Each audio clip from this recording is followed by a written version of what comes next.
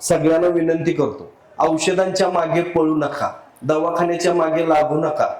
शहाण्या माणसानं दवाखान्याची आणि कोर्टाची पायरी चढू नये म्हणतात. सगळ्यात जास्त गर्दी इकडंच आहे.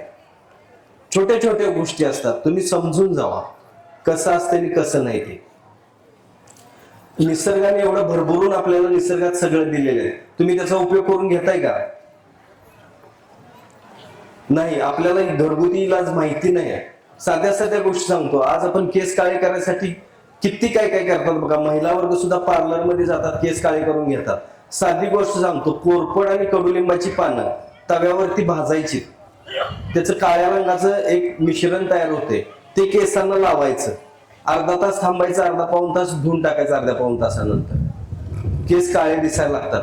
हे जर तुम्ही वारंवार करायला लागलात तर नंतर येणारे केस सुद्धा तुम्हाला काळे यायला लागतात. कोरफडीत हे खूप गुण आहे. कोरफड सगळ्यात बेस्ट आहे.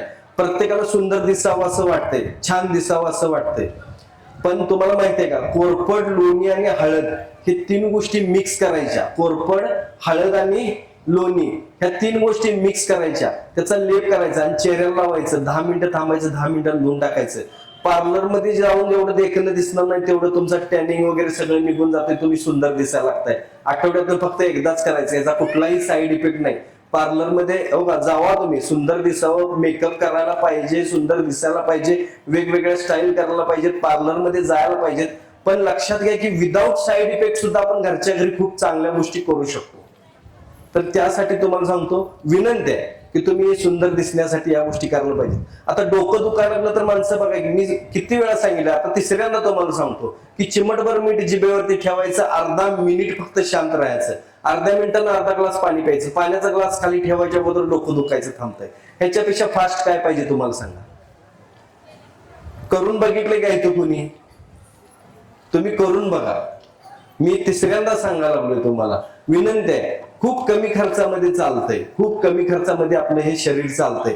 बऱ्याच लोकांना डोळ्यांचे त्रास आता खूप वाढलेले आहेत. संत्र्याची साल, आपण लहानपणी बघा संत्री खाल्लं की लगेच त्याचं ते घ्यायचं आणि ते साल डोळ्यात पिळत होतं, माहितीये का?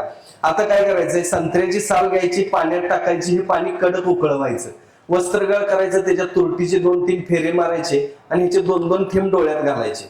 बघा लगेच चकचकीत दिसायला लागतंय तुम्हाला. करून तर बघा. कोमट झाल्यानंतर किंवा गार झाल्यानंतर हे पाणी डोळ्यात घालायचं आहे.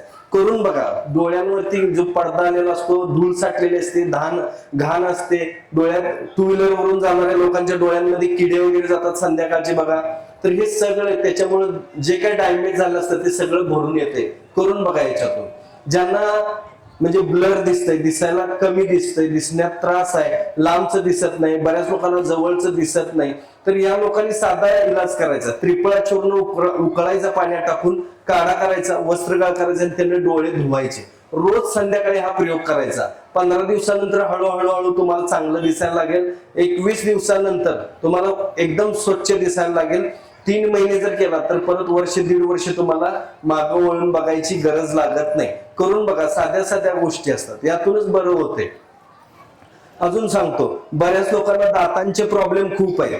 कडुलिंबाच्या काढीनं पूर्वी आपण दात घासत होतो, इरमुंगळी माहिती आहे ना, फेस होतो बघा त्याचा, तर त्यांना आपण दात घासत होतो. सध्या मात्र हे आपल्याला विसरून गेलेले आहेत सगळे लोक. तर साध्या साध्या गोष्टीतून तुम्हाला सांगतो, बाबूळ आहे ना, बाबळीचं झाड माहितीये का नाही? होय नाही सांगा म्हणजे, नाहीतर मी बोलून जायचं ते म्हणा काय बोललो कुणास ठाऊक. तुम्हाला कळायसाठी मी आलो इकडं. बाबळीच्या झाडाची साल घ्यायची, थोडीशी उगाळायची, जराशीच उगाळायची, पाण्यात बुडवायची आणि अशी उगाळायची सानेवरती वगैरे कशावरती, दगडावरती, आणि त्याचा लेप लावायचा. फक्त लेप लावायचा, 10 मिनिटं थांबायचं, 10 मिनिटांना चूळ भरायची.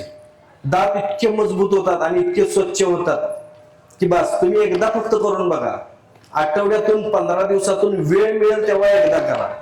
दर रविवारी करायला हरकत नाही, दर संडेला ही गोष्ट करायला हरकत नाही. केला तर मुलांना पण सांगतो, यांना दात खूप मजबूत होतात.